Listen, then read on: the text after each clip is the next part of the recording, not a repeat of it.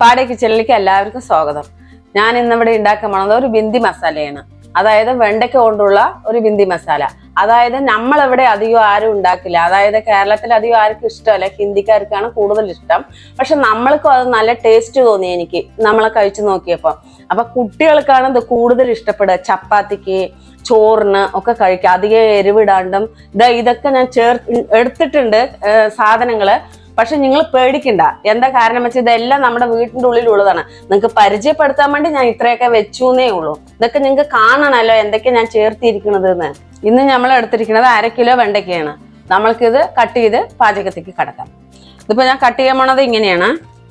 2 side ഒന്ന് cut ചെയ്തിട്ട് ചിലപ്പോൾ വലിയ വെണ്ടയ്ക്കായിരിക്കും. ഇതിപ്പോ ഇത്തിരി ഇടത്തരം ചെറുതായതുകൊണ്ട് നമുക്ക് 2 ആക്കി കട്ട് ചെയ്യാം. ചിലപ്പോൾ ഇതാണ്ടല്ലേ ചെറുതായിരിക്കും. അപ്പൊ നമ്മൾക്ക് ഇത് വലിയ വെണ്ടയ്ക്കാണെങ്കിൽ 3 കഷ്ണം ആക്കിക്കോളും. ഇത് അത്രയേ ഉള്ളൂ. ഇത് ചിലപ്പോൾ 3 എണ്ണം ആക്കണം. ഒരുപാട് വലുതും വേണ്ടല്ലോ. വെണ്ടയ്ക്ക മുറിച്ച് കഴിഞ്ഞതും നമ്മൾ ചെയ്യേണ്ട ഒരു പണി ആദ്യം കുറച്ച് ഉപ്പിടണം. അത് നമുക്ക് ഉപ്പ് നോക്കിയിട്ട് ഇട്ടാൽ മതി. ഞങ്ങൾക്ക് ചിലപ്പോൾ ഉപ്പ് കുറവുള്ളവർക്കാണോ വയസ്സായവരൊക്കെ കഴിക്കുമ്പോൾ ഉപ്പ് ഞാൻ കുറച്ചിട്ട് കഴിഞ്ഞു. ഉപ്പിട്ട് കഴിഞ്ഞ ശേഷം നമ്മൾ ഇടേണ്ടത് കുറച്ച് കടലപ്പൊടി, അതായത് 1 ടേബിൾ സ്പൂണ് ഇട്ടോളൂ. നോക്കിയിട്ട് പിന്നെ നമുക്ക് വേണമെങ്കിൽ ഇടാം. 1 ടേബിൾ സ്പൂണാണ് ഞാൻ ഇട്ടിരിക്കണം, കാണുന്നുണ്ടല്ലോ. അത് കഴിഞ്ഞതും മുളക് പൊടി കുറച്ചിടണം. നോക്കിക്കോളാം എത്ര ഇടണം. എരിവ് ഇവിടുത്തെ മുളക് പൊടി ആയത് കാരണം, വീട്ടിൽ പൊടിച്ചത് കാരണം ഞങ്ങൾ കുറച്ചേ ഇടുന്നുള്ളൂ. ചെറുനാരങ്ങയാണ് ഞാൻ 2 എണ്ണം പിഴിഞ്ഞ് വെച്ചിട്ടുണ്ട്. ഇതിപ്പോൾ ഒരു 3 ടേബിൾ സ്പൂൺ 4 ടേബിൾ സ്പൂൺ ഒഴിക്കുന്നുണ്ട്.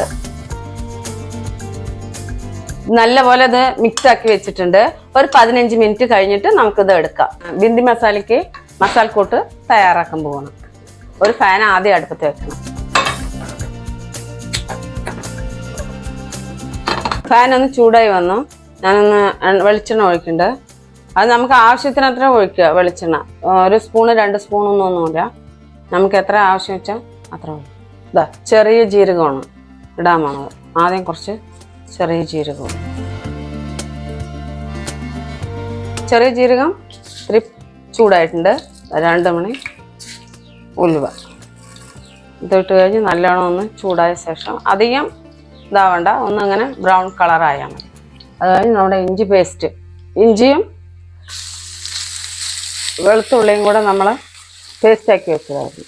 ഇഞ്ചിയും വെളുത്തുള്ളിയും നല്ലപോലെ ഒന്ന് മൂത്തിട്ടുണ്ട്. അപ്പം ഞാൻ ഇതിൽ 1 പച്ചമുളക്, പിന്നെ 2 വലിയ ഉള്ളി അതും കൂടെ ചതച്ചതാണ് മിക്സിയിൽ. ചെറുതായിട്ട് അരിയും ചെയ്യുക. അരിഞ്ഞ് ചേർക്കുന്നവർക്ക് അരിഞ്ഞ് ചേർക്കുക, അല്ല വേഗം അങ്ങനെ ആക്കണവർക്കാണെങ്കിൽ ഇങ്ങനെ ആക്കാം. ഞാൻ ഇന്ന് മിക്സിയിൽ അരച്ചതാണ്. നല്ല പോലെ ഒന്ന് മുറുകണം. ഇഞ്ചി പേസ്റ്റും വെളുത്തുള്ളി പേസ്റ്റും ഉള്ളിയൊക്കെ ഇട്ട് ഒന്ന് വരണ്ട് വന്നിട്ടുണ്ട്. ഇനി നമുക്ക് തക്കാളി ഞാൻ ഒന്ന് അടിച്ചു വെച്ചിട്ടുണ്ട്. തക്കാളി ഇതും കൂടെ ഇതിൽ ചേർക്കണം. നല്ല പോലെ ഒന്ന് ഇളക്കി കൊടുത്ത് ഇതൊന്ന് നല്ല പോലെ ഒന്ന് മുറുകണം. നമുക്കൊന്ന് മൂടി വയ്ക്കാം.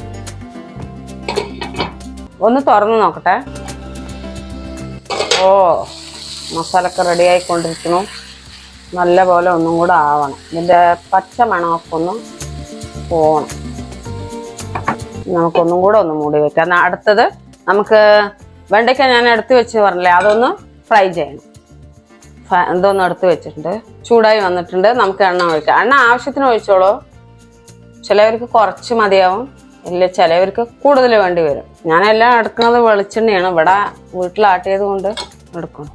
ഇതാ ഞൊറ്റൊറ്റയാക്കിയിട്ട് ഇതിന് നമുക്കിങ്ങനെ ഓരോന്നായി വെച്ച് കൊടുക്കും. കയ്യിലാക്കാൻ പറ്റാത്തവർ സ്പൂൺ കൊണ്ട് ഇങ്ങനെ ഓരോന്ന് കോരിയിട്ടാലും മതി. നല്ലപോലെ ആയിന്ന് തോന്നുന്നു. ഇതാ നമ്മളൊക്കെ ഇളക്കി നോക്കട്ടെ. നല്ലപോലെ ആയിട്ടുണ്ട്. നമുക്കിനി ഇതിലേക്ക് ഇത്തിരി മുളക് പൊടി ചേർക്കാം.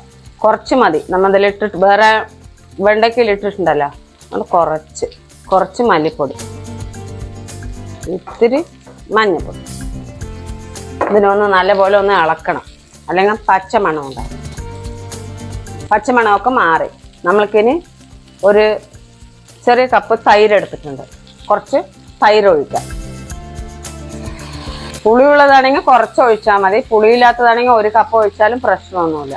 കുറച്ച് ഉപ്പും കൂടെ ഇടണം, നോക്കിയിട്ടിട്ടാൽ മതി. ചിലവർക്ക് ഉപ്പ് വേണ്ടി വരും, ചിലവർക്ക് വേണ്ടി വരില്ല. നല്ലപോലെ ഒന്ന് ഇളക്കി കൊടുക്കും. നല്ല പച്ച മണം ഒന്ന് മാറിക്കിട്ടണം. ഞാനിവിടെ വെണ്ടയ്ക്ക ഒന്ന് ഫ്രൈ ചെയ്യാനും വെച്ചിട്ടുണ്ട്. ഒന്ന് നമുക്ക് മറിച്ചിടാം.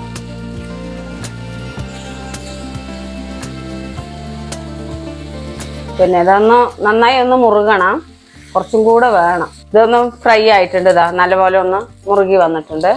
നമുക്കിനി നമ്മുടെ നേരത്തെ കൂട്ടാക്കി വെച്ച മസാലയിൽ ഇതിനെ ഒന്ന് കൊട്ടാം. ഇതും നല്ല ഇതായിട്ടുണ്ട്. ഇനി നമുക്കിതിലേക്കൊന്ന് ഇത് ഓഫാക്കിയിട്ട് ഇതിലേക്ക് കൊട്ടാം. നല്ലപോലെ ഒന്ന് മിക്സ് ചെയ്ത് കൊടുക്കും. ഇതിൽ നല്ലപോലെ ഒന്ന് ഇതാ മുറുകി ആക്കിയിട്ടുണ്ട്. നമുക്ക് ഞാൻ കുറച്ച് ചുടുവെള്ളം ഒന്ന് ഒഴിച്ചു കൊടുക്കാം. ഒന്ന് നല്ലപോലെ തിളച്ചിട്ട് ഇത്തിരി മസാലയൊക്കെ ആവട്ടെ. നമ്മുടെ കറിയൊക്കെ അതാ ഒന്ന് കണ്ടു നോക്കൂ എങ്ങനെ ഇരിക്കുന്നത്. എങ്ങനെ ഇരിക്കും ചപ്പാത്തിക്കും ചോറിനൊക്കെ. കുട്ടികൾക്ക് അമ്മേ കുറച്ച് എടുക്കൂ പറയും. നന്നായിട്ടുണ്ടാവുമെന്ന് വിചാരിക്കുന്നു. ഇനി നമുക്കിതിൽ ഒന്നും കൂടെ ചേർത്താനുണ്ട്. നമുക്ക് കുറച്ച് മസാലപ്പൊടി ചേർക്കണം. ഇതിൽ ഞാനിപ്പോൾ ചേർത്തിരിക്കുന്നത് പിന്നെ വലിയ ജീരകം, ചെറിയ ജീരകം, കുരുമുളക്, പട്ട ഞാൻ പൊടിച്ചതാണ് ഇത്. അപ്പം എല്ലാവരും കടയിൽ നിന്ന് വാങ്ങിച്ചിട്ടാണ് ഇടുക. ഞാൻ അങ്ങനെയല്ല, ഇതൊക്കെ ചേർത്തിട്ട് പൊടിച്ച പൊടിയാണ് ഞാൻ 1 ടേബിൾ സ്പൂൺ ഇതിലിട്ടത്. ഒന്ന് നല്ലപോലെ ഇളക്കി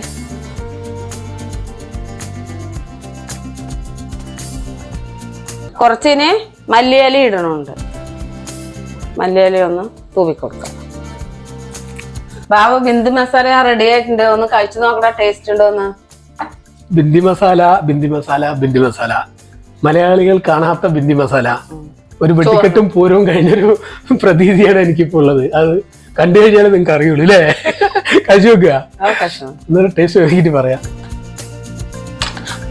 മസാലയോടെ എടുത്ത് ചൂടുണ്ടാവും.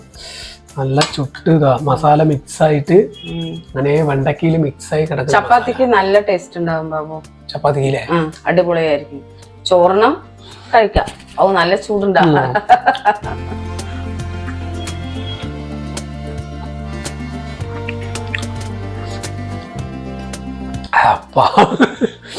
മസാല കൂടി കഴിക്കുമ്പോ ഒരു പ്രത്യേക ടേസ്റ്റ് ആണ്.